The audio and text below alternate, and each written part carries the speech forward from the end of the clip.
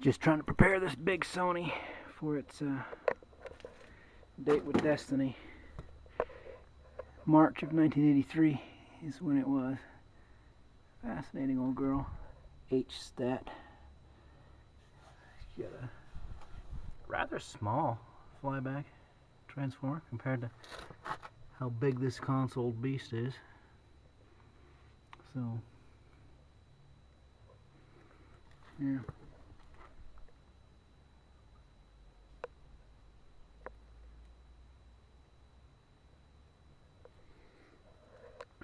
I'm just trying to figure out if there's any way I can get at the implosion bands. I think I can pull this shroud off and still keep it operational. We've never popped one of these big console TVs while it was running, so I'd like to give that a shot. Maybe duplicate our rear view.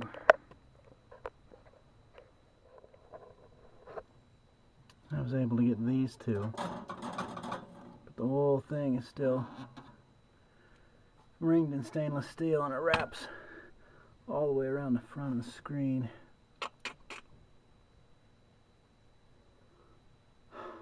This is the problem with keeping a console TV working and getting the implosion bands off.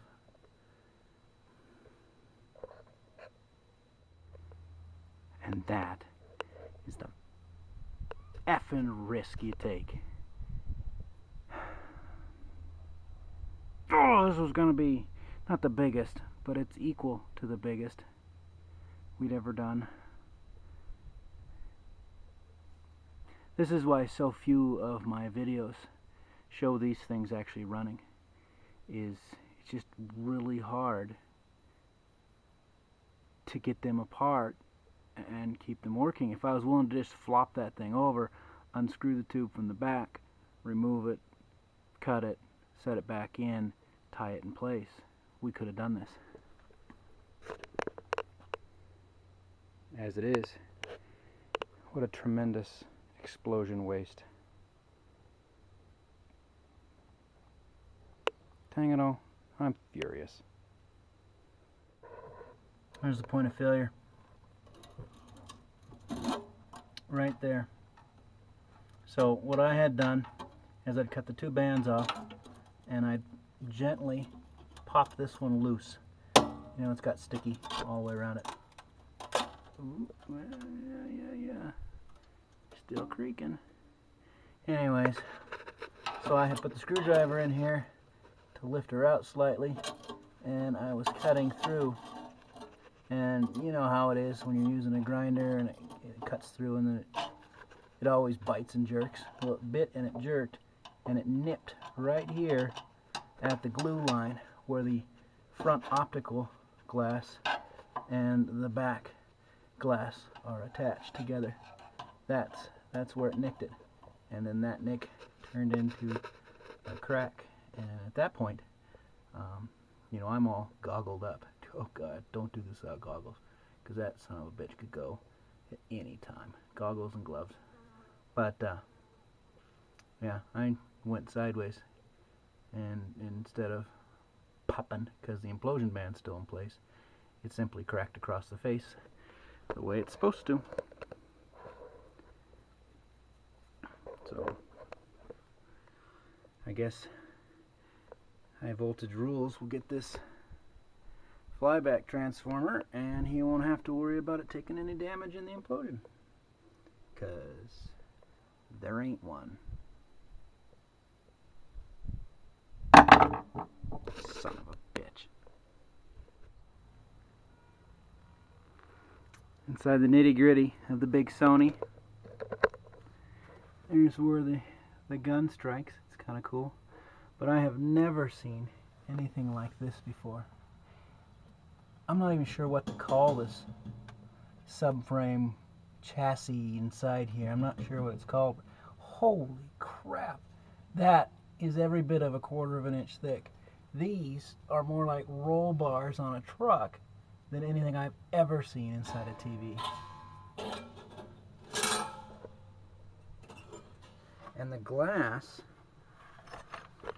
is about the thinnest I have ever seen on the back of any of these TVs. So she's kind of an enigma all the way around.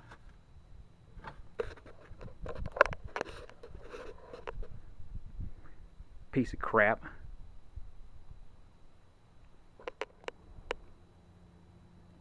There it is. Never gotten one out intact before.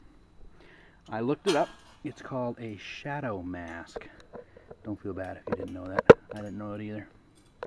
So it's a series of fine little wires that float just in front of the television screen. It makes the greatest noises.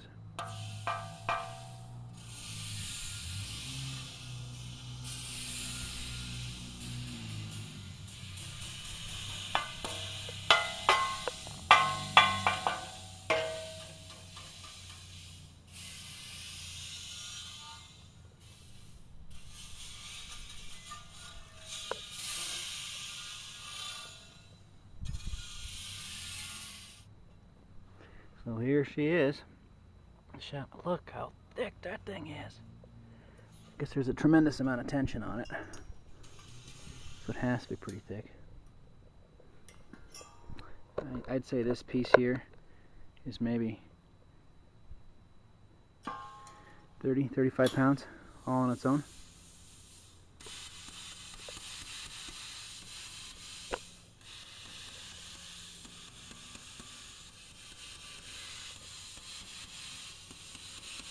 I wonder if there's any nasties on it.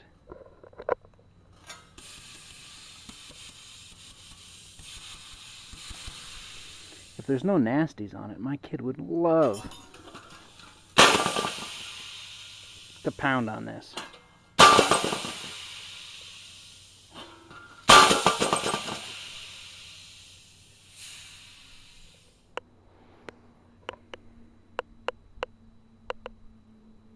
Cool beans.